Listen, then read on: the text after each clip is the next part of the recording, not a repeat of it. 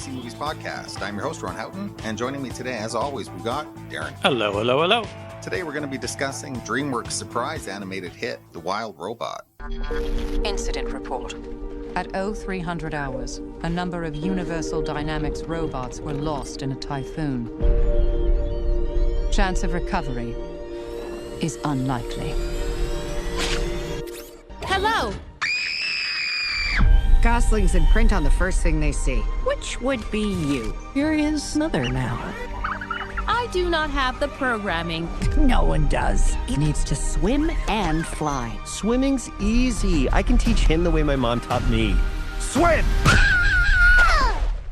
The Wild Robot was written by Peter Brown and Chris Sanders. It was directed by Chris Sanders, and it has the voice talents of Lupito Nyong'o, Kit Connor, and Pedro Pascal. I'll give you the IMDb plot. An intelligent robot named Roz is stranded on an uninhabited island. To survive the harsh environment, Roz bonds with the island's animals and befriends and cares for an orphaned baby goose. How cute. Hey, Dex. Hey. What'd you think of this movie? I liked it a lot. Yeah. Yeah, it's really good. You see it in the theater? I did, yeah. Yeah, you read that premise and it just sounds like nothing. Such a slight story and insignificant. I haven't read the book, but I know the book is innovative and very well regarded. A children's book. Children's book. Yeah. And of course the movie, the reviews were just stellar, yeah, in the week or two leading up to its release. So we took the boys to see it and we all loved it. Fantastic. What about it did you like? Because the themes are pretty simple. There's not a lot of plot. Story-wise, yeah, but I wouldn't say the themes are necessarily simple. There's big themes. Yeah, the plot is slight, but the ideas of identity and friendship and caring and family and what makes a family, and it's touching in a way like some other good movies recently that don't go out of their way to tug on the heartstrings and try and wring tears out of the audience. It's just a very touching, emotional, thoughtful film. Yeah, it's not as sentimental as a lot of children's movies can be. Yeah, It's exactly. still very effective. It doesn't talk down to the children or dumb down the material for kids. One thing I like right at the beginning is the harsh environment that it shows. So this is dog eat dog, or fox eat fox. And king of the species type of thing here. Yeah. There's a pecking order for sure in this movie. And some of the first images you see are animals being picked off. Exactly.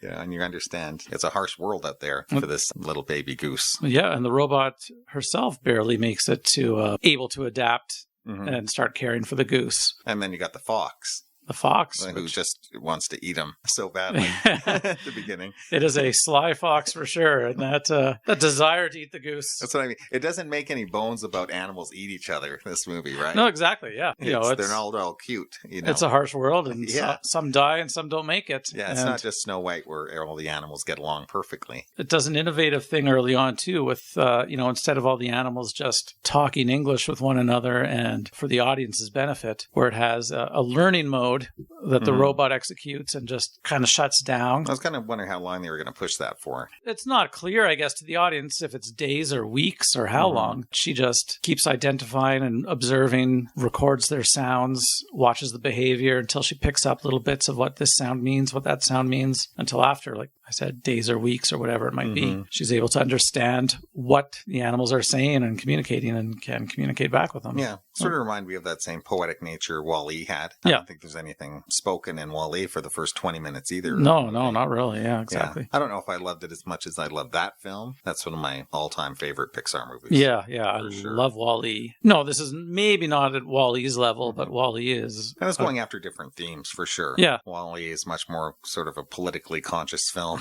about where we are as a society. Well, yeah, exactly. Yeah. Well, this one is, all about nurturing and caring for those around you. Yeah. The three principles are so good. The robot, the fox, the goose, and who's really the runt, too. We should mention that. This guy didn't have much of a chance of surviving anyways. No, I mean, the robot coming into his life. And we should mention, I guess, it happens pretty early in the film, but a terrible accident that maybe not quite to blame on the robot, but it results in the robot killing the Gosling's parents and I assume crushing all the other eggs in the brood. All his little brothers. Yeah, this little hatchling amongst all the other Goslings probably would have been the one that didn't survive as the runt of the litter, right? He's got the robot taking care of him and he has that chance now. He has to learn from the robot as a parent who's not a goose doesn't know how to fly or swim or eat properly as a goose would, but she's trying to teach him, and she takes on that responsibility, and she takes it seriously. If only more parents of their actual children could be that dedicated and take it seriously. Well, Roz has to have a purpose, that's for sure. The whole movie is about, what is the purpose of this machine? What's anybody's purpose, really, I guess. Exactly. And the third act really does get into the corporate nature, too, with the company calling. And I would like to know where this island is in the world, this small little tropical island that has bears and foxes and deer. Every animal you can imagine. I was thinking it has to be Canadian. I mean, I don't think there's any island in the world with bears and foxes and deers on it. I don't know. Vancouver Island, although that's a pretty big island. Yeah, out in the middle of nowhere. Yeah, I mean, this is a small island, maybe in the Great Lakes somewhere, but... I thought it was cute. It seemed like, it was taking place in a giant forest as opposed to this. Not fully realistic as an island, but it serves the story's purpose. Yeah, you need a variety of characters. Yeah. Any of the supporting cast stand out to you? Well, of course, there's the bear. Is it a hawk or an eagle that is also involved in teaching the young Gosling things? The beaver stands out. Yeah, I have a list of voice talent, but I can't really remember what roles they might have played for some of the supporting guys, like Bill Nighy, Ving Rhames, Catherine O'Hara, Mark Hamill. That's a great cast. Yeah, some good voice work. And, of course, Lupita Nyong'o as the star. She could do everything. Steals the show, as she does in almost every movie she's in, really. She's the best. What'd you think of the score? Wonderful score. Isn't it good? Yeah. I shouldn't say there's not a lot of dialogue, because there is a fair amount after a point, but the music has to carry so much of the film, too. Chris Bowers, is that the composer's name? No I'm idea. trying to remember. He's not a composer I was that familiar with beforehand. Couldn't say I could have named one of his scores before this, although the name rang a bell. I think he did a Marvel show, an MCU show prior to this. Maybe it was Secret Invasion? Anyways, I'm going off the top of my head here. Yeah, it was an excellent score. Melodic and exciting. Soaring in places. Yeah, soaring and emotional in a way that so many modern electronic synthesizer-driven film scores, they tend to just be wallpaper these days, but this is a real character in the movie itself. I wish it would get a CD release, as so few film scores get CD releases these days, but I have downloaded it since and enjoyed listening to it. It's excellent. Wouldn't be surprised if Chris Bowers gets an Oscar nomination for that score. Yeah, and I'm sure it'll be nominated for Best Animated Film. Its competition will probably be our next review next week. Exactly. Inside Out 2. Then again, I'm really looking forward to that animated Lord of the Rings movie at the end of the year. Yeah, we'll see. Has there been footage released? I haven't seen Yeah, there's anything. a trailer for it. Is there? I haven't watched it. Okay. It looks good. It looks mature. If it can fit anywhere into what they've done before. I think some of the primary people behind Peter Jackson's the New produced Zealand it. movies, right? Correct? Yeah. So I don't know if it's got the same writing team or anything like that. Kind of fits within the Peter Jackson If it's Middle got Earth. his stamp of approval. Yeah. That's, I guess, good enough for me. I had learned that, I guess Philippa Boyens had done an interview recently, and she hasn't seen a second of Rings of Power. Oh, really? Yeah, she refuses to watch it. Yeah. Doesn't want to be, I don't know if influence is the word. Yeah. or maybe she doesn't want to see how much they've influenced them or how much they're stealing. I don't know. Who knows? Yeah, I don't know if that show was the best idea, and you know how I feel about the first season. So yeah, well, we'll have to talk about season 2 sometime. Yeah, we'll see if I ever get to it. Up for so long. I mean, I don't think the third season's coming up for a couple of years now. It is a long time in between seasons. So. Yeah, if it's a 5-season deal for them, I don't think it's going to take them more than 10 years to get it out. Just a long time to wait. Well, the books are at least done in this case, unlike Game of Thrones. That's true. They could put them together faster if they wanted to. You hope for better quality if they're taking that long. Right. So back to Wild Robot. I don't know if we have anything more to talk about. Like I said, there's not a lot of plot to talk about unless we want to get into real detail. Yeah, no, and there's not a lot of surprises or great shocks to talk about. It is a wonderful looking animated movie with great messages. Yeah, great characters. It's smart in a way that even young kids will get. They'll understand what themes are being directed at them, and smart for adults too. Yeah, it's more Pixar than your typical DreamWorks film, kind of. Yeah, exactly. It's not the Lorax or Shrek Part 4 or anything like that. The How to Train Your Dragon movies and Kung Fu Panda. They don't have that poetic nature that I'm talking about. No, exactly. Yeah, that's a good way to put it. It is visually and thoughtfully poetic in a lot of ways. It's I don't see anyone not liking this film. Yeah, and it's available on video on demand right now. And I saw it in the theater, and it was so successful. You might still find it in some screens out there. Yeah, I don't know what streaming service it's going to hit eventually, but when it does, check it out. Okay. It comes up. Yeah. Okay, shall we move on to the rant and rave then? Sure, let's do it. Okay. I'll start off with my favorite movie this time. It's a good one for Halloween coming up, called Longlegs. It's written and directed by Osgood Perkins and stars Micah Monroe, Blair Underwood, Alicia Witt, and Nicolas Cage, who's also a producer on the movie. This is a pretty effective, creepy thriller with a resolution that actually pays off for a change. A lot of these movies have convoluted plots that eventually go nowhere. Yeah. This one works. It makes you think about what you've seen before, and it all fits into place pretty nicely. Micah Monroe plays this FBI agent who's investigating a serial killer who, weirdly, sends messages. There's all of these crimes that have been committed where the father of the family has killed his children and his wife and then killed himself. And it all revolves around these cases with the child having a birthday, similar birth dates within a certain amount of time. Each family has gotten some message from a character, Longlegs, a note there that's not written by anyone in the family. So if there's someone doing this to these families for some reason. Eventually, she discovers that her own past might be involved in this case somewhere. A traumatic experience from her own childhood might play a key factor into what's going on. I don't want to give out too much more than that, except this really works. It doesn't rely on a lot of jump scares and stuff. It's creepy and effective in all the right ways. Nicolas Cage plays the killer, of course, and an almost unrecognizable performance. He's got layers of goop on, but he's still Nicolas Cage behind there. It's a wild performance too. He's quite good in it. Yeah, I really recommend this one. It's pretty good. Nice. I like a good thriller, as you know, and this one has been on my list already for a few weeks. So yeah, I think I look it's the forward to it. highest grossing independent film of the year. Oh, so, cool. Yeah. Yeah, a lot of people like it, and for good reason. Sounds good. It's a good one out there if you're looking for something scary at Halloween. Okay, one thriller that didn't work for me at all, unfortunately, is the new M. Night Shyamalan movie. It's called Trap. It has Josh Hartnett, Ariel Donahue, Salika Shyamalan, wonder if there's any relation, Allison Pill, and Haley Mills, of all people. I don't know if you've seen the trailer to this. It gives away quite a bit, so I'll give away at least as much as the trailer does. Basically, Josh Hartnett is a father taking his daughter to a concert. This very popular performer, think of a Taylor Swift type of performer these days. So he goes and he has floor seats, great seats to the show. And as he's at the show and his daughter's having a great time, he realizes there's an enormous amount of police security in the building and he can't figure out what's going on. And he goes to ask and investigate, and he finds out that the entire concert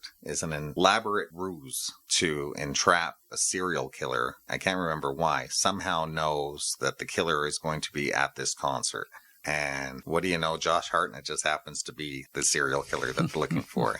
So it's all about him trying to get him and his daughter out of the building somehow without the police finding out who he is. It's an okay premise, I guess, but it really runs out of gas like halfway through. So the hero of the movie is a serial killer. Exactly. And we're cheering for him? Yep, that's a big problem because there's no one in this movie that you can root for. And the police are making obvious their plan by having an excessive amount of them, not undercover, but uniformed and obvious at this concert. I think there's always police at every concert, but this is way over the top. And then they tell a concert goer who just happens to inquire their whole plan. Yeah, a guy selling shirts somehow knows what's going on. Right? That's the problem, is that you don't cheer for him, you don't cheer for the daughter, and there's no police protagonist that you're really on board with. So what is your rooting interest in this movie? And there isn't one. It's not like Psycho, right? Where once Janet Leigh's out of the picture, you get behind Anthony Perkins. As creepy as he is, you want him to kind of get what he wants. Yeah,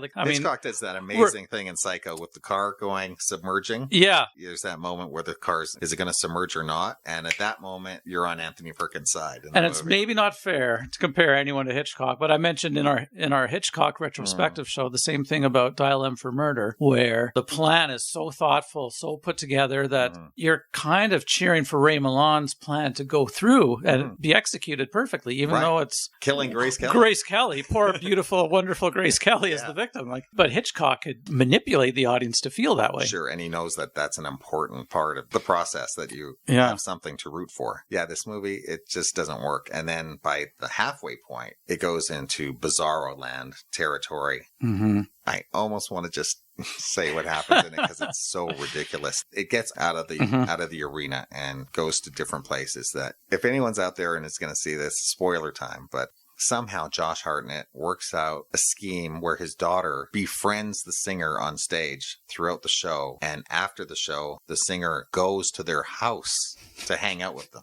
Can you imagine Taylor Swift without leaving her security detail and just hanging out with a fan that she just met randomly? Yeah, and then it's all about how he deals with that situation. And then it's almost the singer against Josh Hartnett in a kind of one-on-one. What? Yeah, it's really bad. It's weird. I mean, I guess I might still watch this. Like, despite my better judgment, I'll still sit through just about any M. Night Shyamalan film. I've seen all of his movies, right? So he's kind of got me by now. But... Yeah, and I mean, his ones that work are so good that you're just kind of hoping, well, maybe this will be another one that'll really work. But sometimes I think he just doesn't get what he should be doing. I watched Old within the last month. And I like that one. Did you? Yeah. I thought it was just so silly, so ridiculous. And had he thought about it maybe a little more clearly, what he should have done with Old was it should have been a Groundhog Day level comedy. When the toddlers, the 5-year-olds who now have, teenage bodies come out of the tent and the girl's pregnant. I mean, that's hilarious.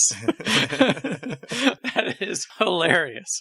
But M. Night Shyamalan didn't realize that and didn't play it for laughs like he should have. That whole movie should have been a comedy. Yeah, well, he's not a comedic writer. No, and I don't know what this movie should have been. I haven't seen it, but... That's the problem, is he's a better director than writer, and sometimes he fails just on the conceptual level. Yeah. And this film just hits the ground with nothing. Yeah, after Glass and Split, which were kind of a return to some of his previous better works. And then, like I said, I kind of enjoyed Old, so you also enjoyed Knock at the Cabin, too, didn't you? Oh, yeah, I like that. Yeah, I thought it was okay. It was okay to me until the end, when I thought it would have been more effective had it been ambiguous, as opposed to, this was definitely an act of God. I think that's his Catholicism coming out, or he seems to be a man of different religious... I could have seen a lot of people frustrated without a payoff to that movie, too, without knowing. Yeah. It goes both ways. Yeah, I guess a lot of audience members, you and me are both people who can take an ambiguous ending, but a lot of audience members want their hand held, I guess, more often. Well, let me tell you, Knock at the Cabin and Old are way better than this one. So think about that. Yeah. This is a real step down. It's one of his worst movies. I had a hard time getting through it. Like I said, it reaches, talk about comedic levels unintentionally. I might have a hard time adding it to my list. Yeah. And believe it or not, there's even a worse movie than that.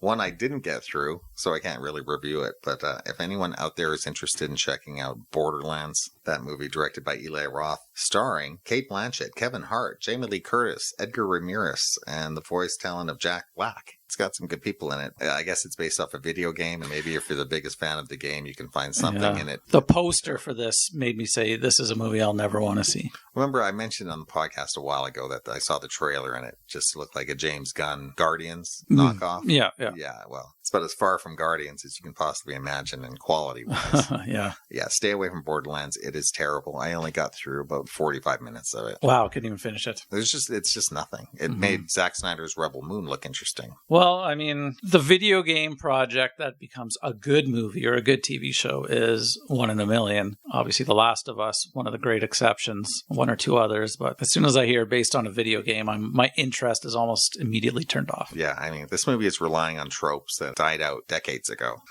It just feels old in all the wrong ways. It's terrible. It's too bad, because Eli Roth directed Thanksgiving last year, which I really enjoyed. So yeah, I recorded that, after the Canadian Thanksgiving. I've still got it on my PVR, so I'll be able to watch that in time for American Thanksgiving this year. Okay.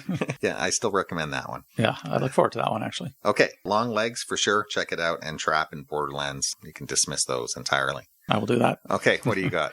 My first review is going to be for the 2022 film Somewhere in Queens. Never heard of it? Nope. You will want to watch it now. It is written by Ray Romano and Mark Stegman, directed by Ray Romano, starring Ray Romano, as well as Laurie Metcalf, who just is a chameleon in this role. I mean, she's so good all the time, but I knew I was watching her, and yet am I mistaken? Is that Laurie Metcalf? Yeah, you're a big fan of her, too. So embodies this character. Yeah, she's great. Jacob Ward, Sadie Stanley, great supporting role from Jennifer Esposito, also Sebastian Maniscalco and Tony LaBianco. This is a movie story that must have been a passion project for Ray Romano. Obviously.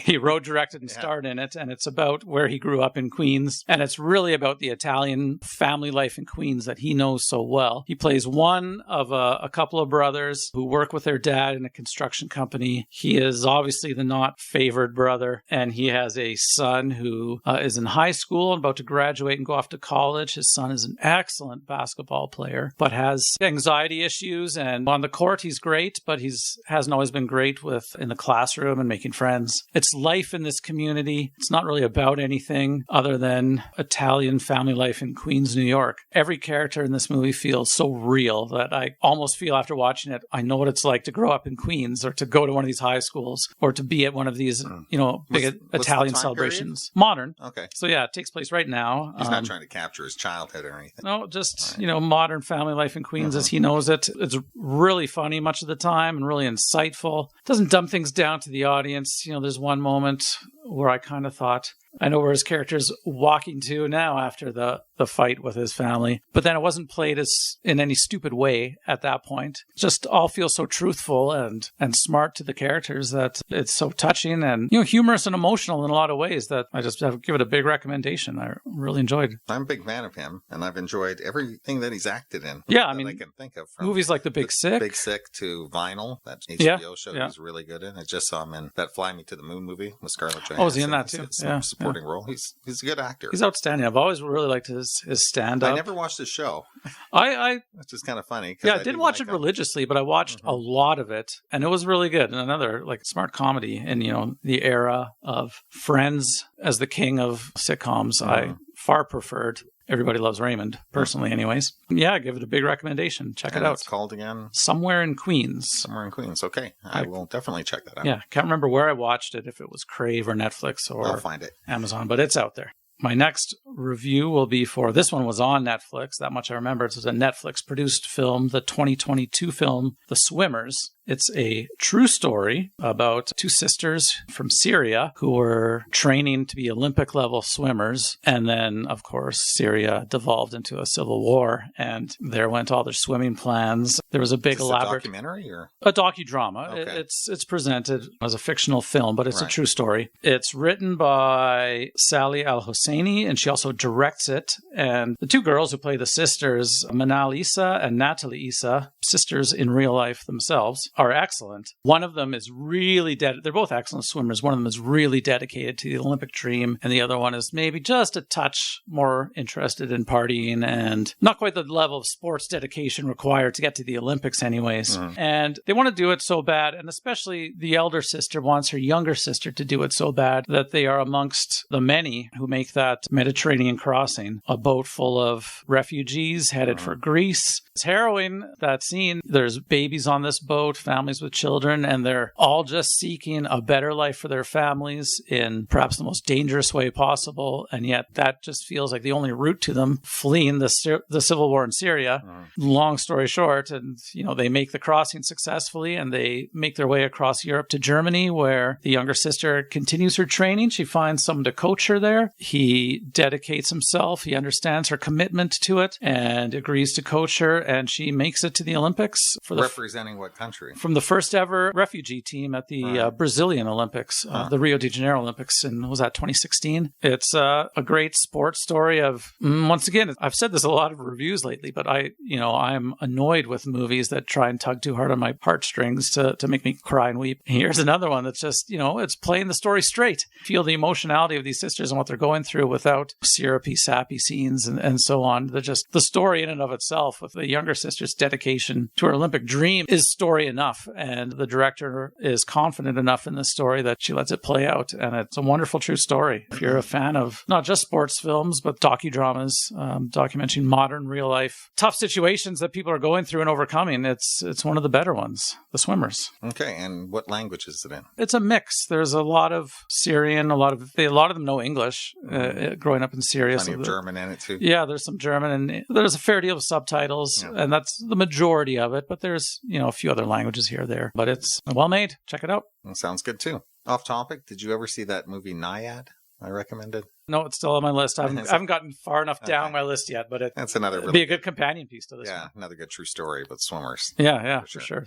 And we both recommend The Wild Robot. Quite a bit. Okay, that's it for today. Next time we'll be back to discuss another animated movie, Pixar's Inside Out 2. Until then, you can give us a like and subscribe to our Facebook, YouTube, and Instagram accounts. And if you want to search out our past reviews, you can look up a particular film on our website, whyweseemovies@libsyn.com. Thanks for listening, and take care out there. Farewell.